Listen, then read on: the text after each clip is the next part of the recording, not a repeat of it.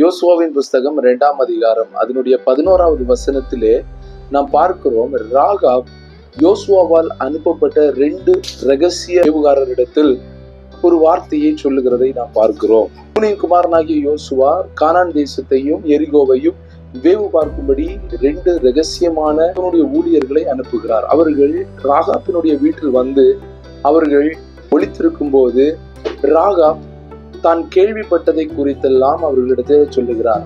உங்களுடைய தேவன் எகிப்திலிருந்து கொண்டு வந்த காரியங்களை எல்லாம் நாங்கள் கேள்விப்பட்டிருக்கிறோம். எங்களுடைய தேசம் உங்களை பார்த்து மிகவும் பயந்து போய் தைரியமற்றவர்களாய் இருக்கிறோம் என்று சொல்லி அந்த 11வது வசனத்திலே வாசிக்கிறோம்.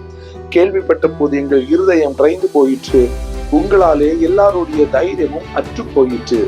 கர்த்தர் உங்களோடு கூட இருப்பார் என்று சொன்னால் உங்களை எதிர்க்கிறவர்களுடைய தைரியம் அற்று போகும்.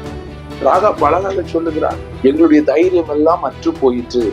கர்த்தர் யார் யாரோடு கூட இருக்கிறார்களோ அவர்களுக்கு விரோதமாக எழுப்புகிற தேசமானாலும் எரிகோ கோட்டைகளானாலும் அவர்கள் தைரியம் அற்று போவார்கள். அவர்கள் நமக்கு விரோதமாக எழுப்புவதற்கு பயப்படுவார்கள்.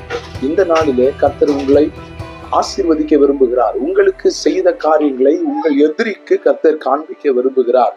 உங்கள் எதிரிகள் கர்த்தர் உங்களுக்கு செய்கிற காரியங்களை அவர்கள் அறிந்து கொள்ளும் போது உங்களை எதிர்க்கிற தைரியம் அவர்களுக்கு அற்று போகும். உங்களை எதிர்க்கிற தாணி அவர்களுக்கு இல்லாமல் போகும்.